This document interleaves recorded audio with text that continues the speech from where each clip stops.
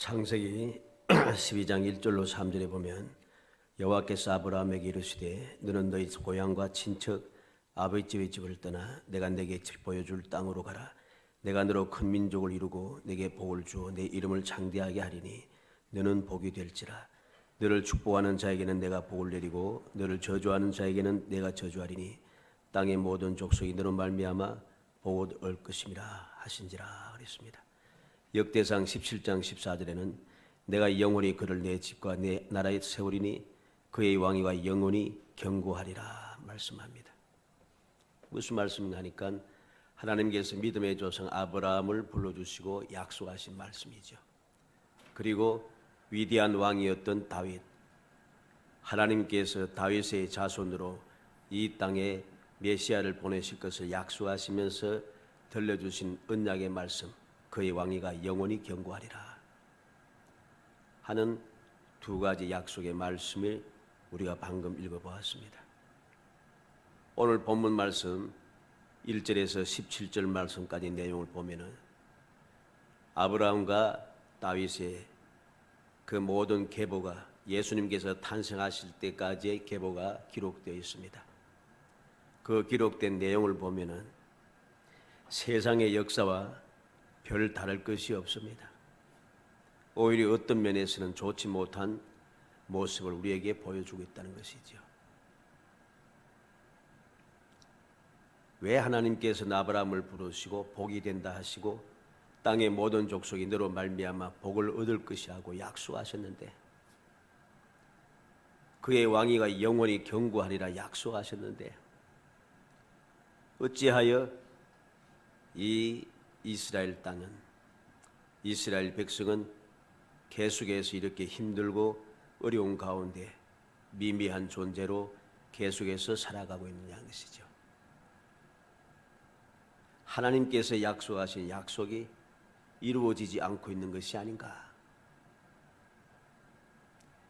그 모든 역사를 보니 일반 세상 사람들의 역사와 다를 것이 없으니 구태여 그렇게 아브라함의 자손으로, 다윗의 자손으로, 또 하나님의 백성으로 그렇게 힘들게 살아갈 필요가 있는가?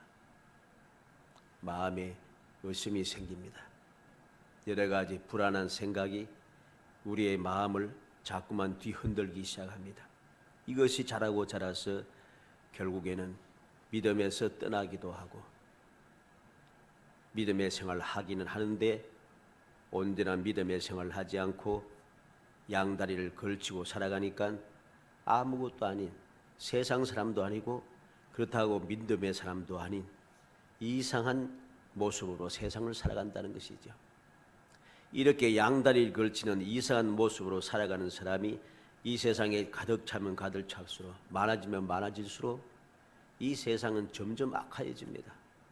이 세상은 점점 더러워지기 시작하고, 이 세상은 점점 우리에게 소망이 사라지고 절망이 허덕이게 만들고, 세상은 점점 힘들어져 많은 사람들이 고통하고 괴로워하는 일들이 자꾸만 많아집니다. 오늘날에 우리가 멀리 외국까지 갈 필요도 없습니다. 우리나라의 현실을 보면 그렇지 않습니까? 이전에는 생각지도 못했던 일들이 자꾸만 생깁니다. 상상도 못했던 일들이 자꾸만 일어나고 있습니다. 참 묘하고 힘든 세상입니다.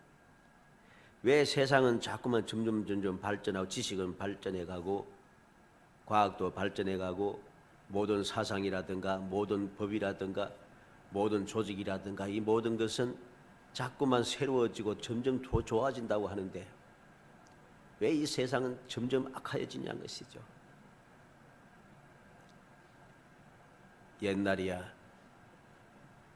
그래도 50년대, 60년대, 70년대까지라도 해서 그때는 전쟁이 지나고 나서 힘들어서 그렇다 하는데, 전쟁을 해서 많은 사람들이 죽어서 고아들도 많이 생기고 이런데 오늘 이상하게 전쟁도 없는데 고아들이 많아요. 희한한 세상입니다. 모든 것이 풍성하고 쌓이고 흘러넘쳐 썩어 넘쳐나는데도 굶는 사람이 또 그렇게 또 많아요.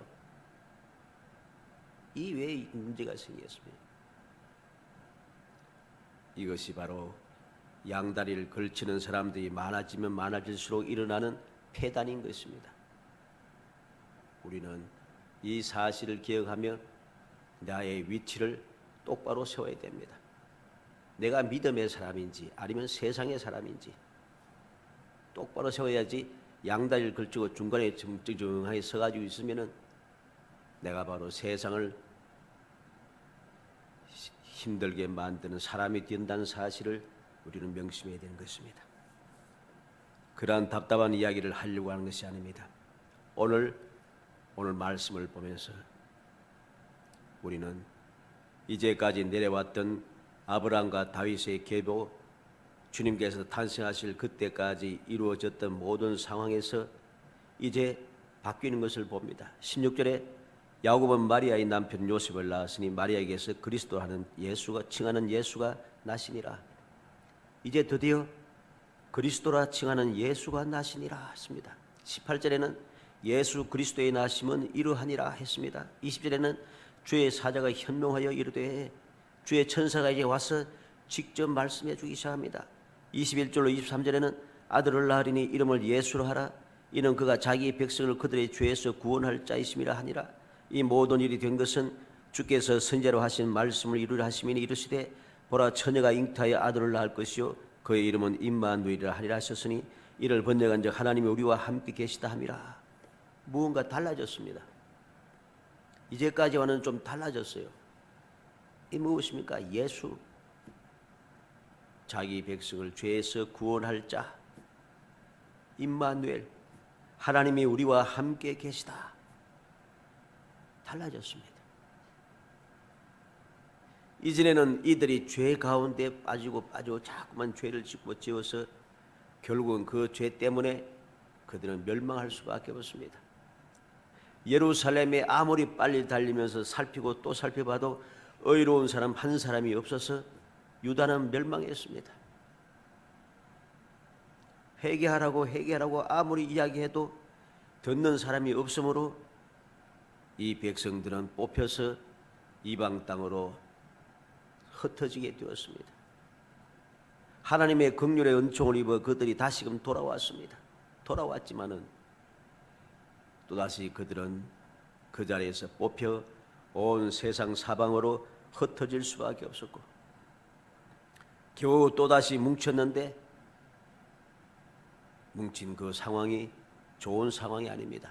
예수님 이 땅에 탄생하실 그때는 모든 이 유대인들이 즉 이스라엘 백성들은 로마의 속국에서 억압을 당하는 그런 삶을 살고 있었습니다. 비참한 삶이었죠. 이제까지 끊임없이 이어져온 죄악의 고리를 완전히 끊고 죄의 저주에서 온전하게 벗어나게 구원해 주실 예수님께서 오신다는 큰 기쁨의 좋은 소식이 천사를 통해서 전해진 거죠. 달라졌습니다. 이제 죄로 인한 모든 종류의 두려움은 사라지게 되었습니다. 이 세상에 두려움이 왜 왔습니까? 죄 때문에 왔잖아요. 아담과 하와가 죄를 범함으로 그때부터 그들의 마음에 두려움과 무서움이 생겼습니다. 그리고 그때부터 저주가 시작이 되었습니다. 그때부터 고통이 시작되었습니다. 그때부터 죄악이 점점 관영해지기 시작하고 생각하는 것조차 악화해져서 많은 고통이 시작이 이루어졌다는 사실입니다. 그런데 이제까지 끊임없이 이어져 온 이 죄악의 고리, 두려움의 고리가 끊어졌다는 것입니다. 이제 다시는 죄 때문에 왔던 두려움은 우리와 상관이 없게 되었습니다. 누가복음 1장 31절로 33절에 보라 내가 잉태하여 아들을 낳으리니 그 이름을 예수라 하라. 그가 큰 자가 되고 지극히 높으시니 아들이라 일컬어질 것이요 주 하나님께서 그 조상 다윗의 왕위를 그에게 주시리니 영원히 야곱의 집을 왕으로 다스릴 것이며 그 나라가 무궁하리라. 이제 드디어 하나님께서 천사를 통하여서 다윗의 집을 이을 영원한 왕을 이 땅에 보내주었다는 것입니다. 요한복음 1장 12절에는 영접하는 자 곧 그 이름을 믿는 자들에게는 하나님의 자녀가 되는 권세를 주었으니 이제까지는 죄의 종노릇하며 죄의 노예로서 살았던 사람들이 이제는 하나님의 자녀가 되는 놀라운 권세를 얻게 되었습니다. 요한복음 3장 16절로 17절에 하나님이 세상을 이처럼 사랑하사 독생자를 주셨으니 이는 그를 믿는 자마다 멸망하지 않고 영생을 얻게 하려 하심이라. 하나님이 그 아들을 세상에 보내신 것은 세상을 심판하려 하심이 아니요 그로 말미암아 세상의 구원을 받게 하려 하심이라. 이제까지는 죄로 인하여서 하나님의 심판이 끊임없이 이어졌지만은 주님께서 이 땅에 오심으로 이제는 심판이 아니라 구원을 받는 역사가 시작이 되었다는 것입니다. 로마서 8장 1절로 2절에 그러므로 이제 그리스도 예수 안에 있는 자에게는 결코 정죄함이 없나니 이는 그리스도 예수 안에 있는 생명의 성령의 법이 죄와 사망의 법에서 너를 해방하였습니다. 이제 죄와 사망의 법에서 나를 해방시켜 주었습니다. 이제는 정죄함이 없습니다. 죄 때문에 두려워할 필요가 없다는 것입니다. 로마서 8장 15절로 16절에 너희는 다시 무수하는 종의 영을 받지 아니하고 양자의 영을 받았으므로 우리가 아빠 아버지라 부르짖느니라. 성령이 친히 우리의 영과 더불어 우리가 하나님의 자녀인 것을 증언하시나니 이제는 우리가 하나님을 두려워하지 아니하고 하나님을 아빠 아버지라 부를 수 있는 놀라운 자격이 주어졌고 성령께서 우리에게 증언해 주신다는 것입니다. 이게 진실하다. 하나님께서 전지전능하신 하나님께서 천지 만물을 창조하신 하나님께서 바로 나의 아버지가 되시니 두려워할 일이 없습니다. 근심 걱정할 문제가 생기지 않는 것이죠. 로마서 8장 32절로 34절에 자기의 아들을 아끼지 아니하시고 우리 모든 사람을 위하여 내주시니가 어찌 그 아들과 함께 모든 것을 우리에게 주시지 아니하겠느냐. 누가 능히 하나님께서 택하신 자들 고발하리요. 어렵다 하시는 하나님이시니 누가 정죄하리요. 죽으실 뿐 아니라 다시 살아나신 이는 그리스도 예수시니 그는 하나님 우편에 계신 자 우리를 위하여 간구하시는 자시니라. 하나님께서 아들을 아낌없이 우리를 위해서 주셨기 때문에 능히 하나님께 택하신 자들 고발할 자가 없다고 했습니다. 누가 우리를 정죄할 수도 없습니다. 누가 하나님 중에서 계속해서 나를 위해서 보좌 우편에서 간구하고 계시기 때문에 나를 정죄하고 나를 고발하고 나를 해치려고 하는 자들이 무엇이라고 해도 성공할 수 없다는 것입니다. 자기 아들을 아끼지 아니하시고 내어주신 주님 하나님께서 우리에게 은혜 주시지 않겠느냐 걱정할 것 없다는 것입니다. 이 모든 것이 바로 오늘날 이루어지게 된 것이죠. 22절 말씀인 대로 이 모든 일이 된 것은 주께서 선지자로 하신 말씀을 이루려 하심이니 이르시되 아브라함을 부르시며 약속했던 말씀, 다윗에게 약속하였던 말씀, 끊임없이 선지자를 보내면서 들려주었던 그 모든 약속의 말씀, 그 말씀이 이제 이루어졌다는 것입니다. 이제까지 하신 모든 말씀을 이루기 위해서 예수님께서 이 땅에 오셨다는 것입니다. 이제까지 여호와 하나님께서 친히 말씀하시고 선지자를 통해서 끊임없이 전해주었던 약속이 드디어 실현이 된 것입니다. 아브라함에게 약속하시고 다윗에게 약속하였지만은 어리석은 후손들이 축복의 말씀을 믿지 않고 거역하고 약속을 지키지 않고 죄를 짓고 변망덕함으로 쫓겨나서 사방으로 흩어짐을 당하였고 겨우 돌아왔지만 또다시 쫓겨나서 흩어짐을 당하고 예수님께서 탄생하실 때도 로마의 압제 아래 그들은 힘들고 힘든 삶을 살았습니다. 그렇게 힘든 상황에도 불구하고 신앙은 변질이 되어 형식적이고 가식적이 되어져 있습니다. 그러니 백성들은 이 답답함에서 벗어날 방법이 없습니다. 너무나도 고통스럽고 너무나도 괴롭게 생각하면서 그래도 한 가지 붙잡고 있는 것이 메시아가 오시리라, 다윗의 자손이 오실 것이다. 그걸 사모하며 겨우겨우 기다리고 있습니다. 연약한 백성들만, 힘들고 지친 백성들만 메시아를 기다리고 있어요. 모든 잘 먹고 잘 사는 사람들은, 대제사장부터 시작해서 모든 관원들은 단 한 사람도 메시아가 오실 것을 기다리는 사람이 없어요. 물론 그 중에도 믿음의 사람이 있어서 순전한 믿음으로 기다리는 사람도 없지 않아 있었습니다만 대부분의 사람들이 메시아를 기다리지 않아요.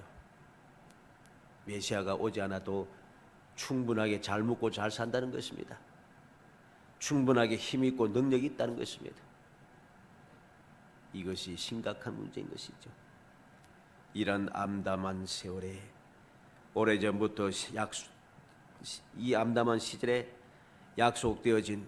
오래전부터 약속되어지고 이어져 온 너는 복이 될지라 땅의 모든 족속이 너로 말미암아 복을 얻을 것이라 하시고 왕위가 영원히 경고하리라 하신 말씀이 이루어진 것이지요.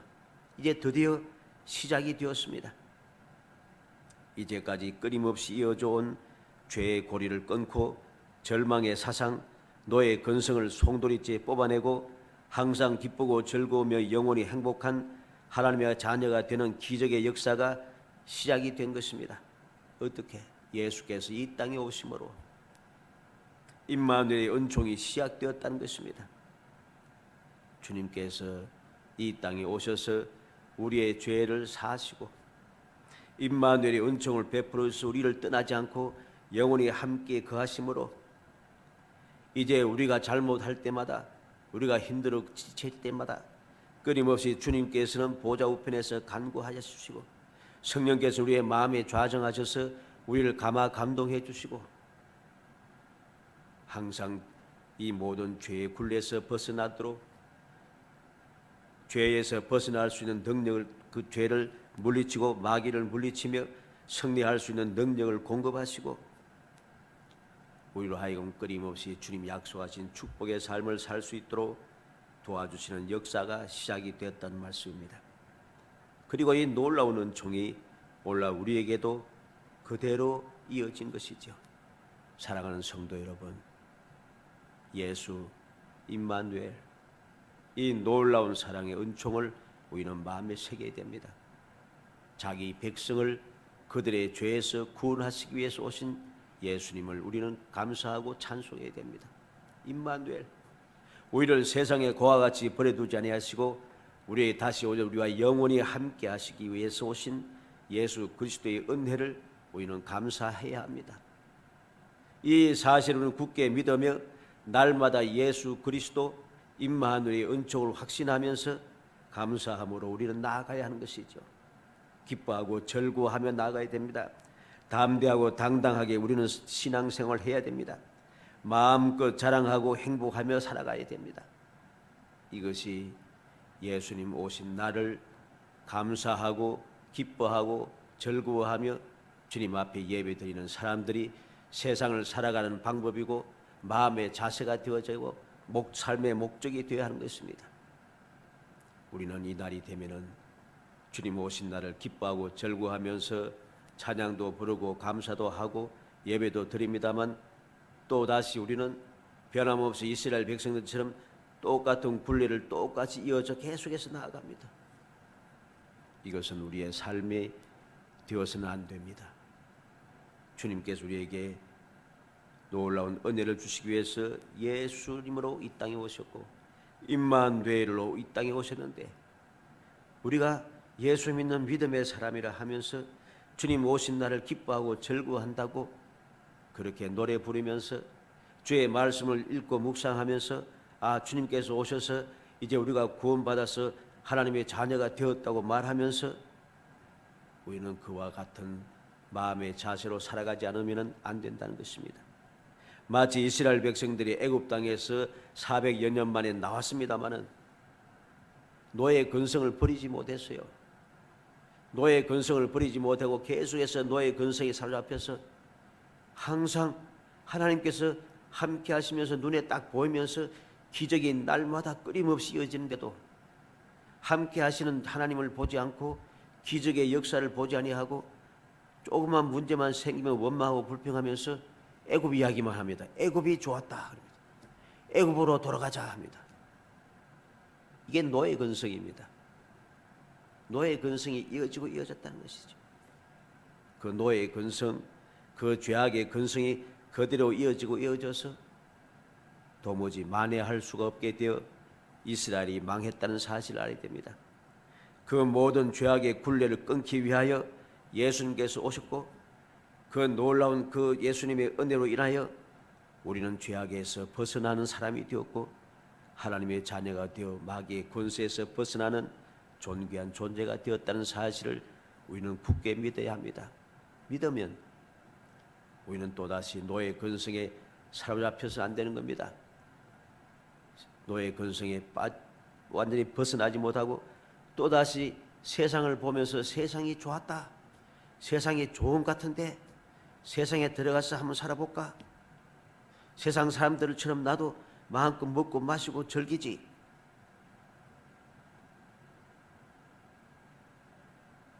어젠 좀 저는 잘 몰랐는데 이상한 이야기를 들었습니다. 어떤 데는, 어떤 교회는 오늘이 25일이잖아요. 어제가 성탄 전야잖아요. 근데 22일 날 주일 날 다 했다는 거죠. 이거 안 됩니다. 이래 되니까 자꾸 믿음에서 벗어나기 시작하는 거예요. 우리는 주님께서 왜 이 땅에 오셨는지 생각해야 됩니다.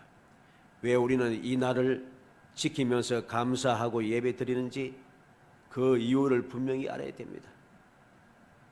이 이유를 알게 되면 우리가 이 날을 다 버리고 그렇게 세상에 빠질 일이 없습니다. 간절히 바랍니다.